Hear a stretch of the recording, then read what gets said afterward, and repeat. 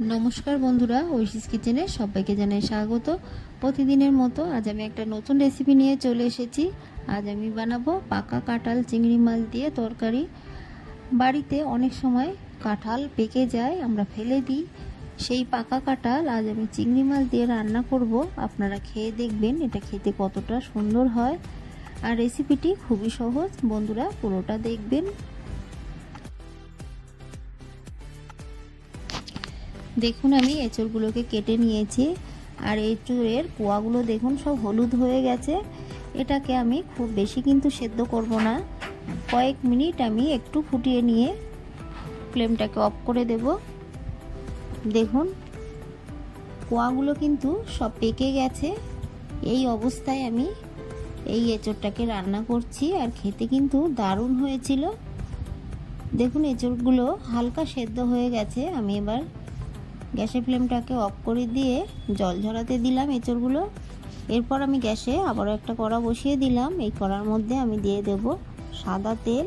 এই তেলটাকে খুব ভালো করে আমি গরম করে নেব। আপনারা চাইলে সরষের তেল দিয়েও রান্নাটা করতে পারেন। তেল গরম হলে দিয়ে দিলাম একটু হলুদ গুঁড়ো। দেওয়ার পর এর মধ্যে দিয়ে দেব কেটে রাখা চিংড়ি মাছ। আপনারা চাইলে আগে থেকে লবণ হলুদ মাখিয়ে তারপর দিতে পারেন। আমি হলুদটা দিলাম, চিংড়ি মাছ দিলাম, এরপর এর মধ্যে দিয়ে দেব লবণ, দিয়ে খুব ভালো করে নেড়ে চিংড়ি মাছগুলোকে ভেজে নেব। আমার এই রেসিপিটি আপনারা পুরোটা দেখবেন। ভালো লাগলে প্লিজ আমার চ্যানেলটিকে সাবস্ক্রাইব করে আমার পাশে থাকবেন।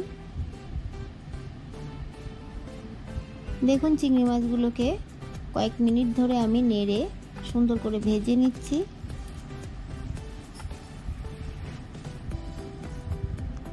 চিংড়ি মাছগুলো ভাজা হয়ে গেছে। কালারটা দেখে আপনারা তো বুঝতে পারছেন চিংড়ি মাছ কিন্তু খুব বেশি কড়া করে ভাজবো না।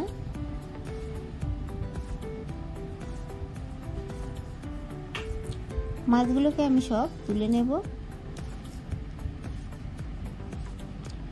কড়ার মধ্যে আরো একটু তেল দিয়ে দেব। এই তেলটাকে গরম করতে দেব। তেলটা গরম হলে দিয়ে দিলাম হাফ টিস্পুন গোটা জিরে, দিয়ে ভালো করে একটু নেড়ে নিলাম।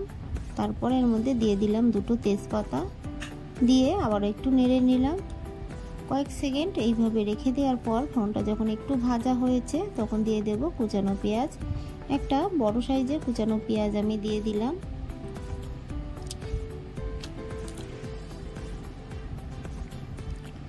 ভালো করে নেড়ে পেঁয়াজটাকে কিছুটা ভেজে নেব।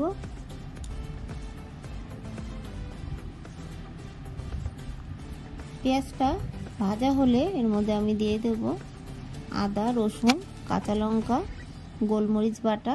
আমি একসঙ্গে শিলনোড়ায় বেটে নিয়েছি। আপনারা চাইলে টমেটো কুচিও দিতে পারেন, আমার কাছে ছিল না তাই টমেটো কুচিটা আমি দিতে পারিনি। শিলনোড়া ধোয়া জল একটু দিয়ে দিলাম। ভালো করে একটু নেড়ে নিলাম। তারপর এর মধ্যে অল্প একটু জল আমি দিলাম, কারণ এখন আমি গুঁড়ো মশলা দেব। একটু জল না দিলে মশলাটা পুড়ে যায়। প্রথমেই দিয়ে দিলাম জিরে গুঁড়ো, এরপর আমি এর মধ্যে দিয়ে দেব লাল লঙ্কার গুঁড়ো, এরপর দিয়ে দেব ধনে গুঁড়ো, দিয়ে ভালো করে একটু নেড়ে নেব।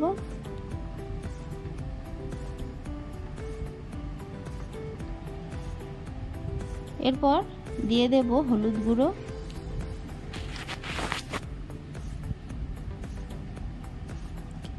দিয়ে আবার একটু নেড়ে নেব। দিয়ে দেব লবণ, দিয়ে মশলাটাকে খুব ভালো করে আমি নেড়ে নেব।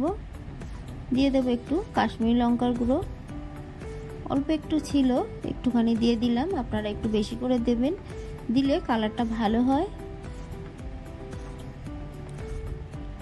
এরপর আগে থেকে সেদ্ধ করে রাখা এঁচড় দিয়ে দেব। আমি এখানে কিন্তু কোনো আলুর ব্যবহার করলাম না, তবে আপনারা চাইলে আলু দিতে পারেন। আমি শুধু এঁচড় দিয়েই রান্নাটা করছি। ভেজে রাখা চিংড়ি মাছগুলোও কিন্তু একই সঙ্গে আমি দিয়ে দিলাম, দিয়ে খুব ভালো করে মশলার সঙ্গে কষিয়ে নেব। একটু সময় নিয়ে খুব ভালো করে কষিয়ে নেবেন। আমি কিন্তু অনেক সময় ধরে এই এঁচোড়টাকে সুন্দর করে কষিয়ে নিয়েছি। তারপর এর মধ্যে গরম জল দিয়ে দিলাম, দিয়ে ঢাকা চাপা দিয়ে আমি ফুটতে দেব।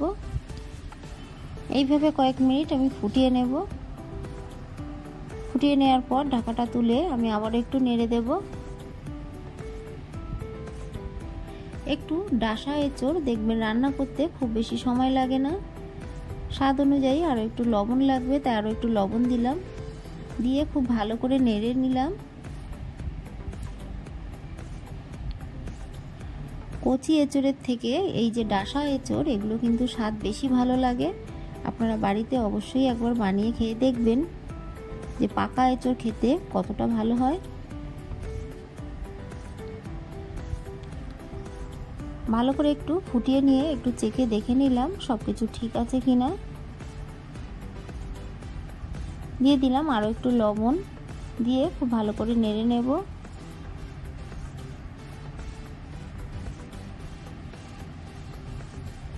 দিয়ে দেবো সানরাইজের শাহি গরম মশলা। আমি এই রান্নার মধ্যে একটু চিনি দিয়েছিলাম। আপনারা অবশ্যই যদি মিষ্টি খান তাহলে একটু চিনি দেবেন, না হলে দেবেন না। গ্যাসের ফ্লেমটাকে আমি অফ করে দেব। দেখুন কালারটা কতটা সুন্দর হয়েছে। আর এরকমভাবে বাড়িতে পাকা এঁচোড় বানিয়ে খেয়ে দেখবেন, দারুণ হয় খেতে। আমার তো কচি এঁচোড়ের থেকে এই এঁচোড় রান্নাটা বেশি ভালো লেগেছে।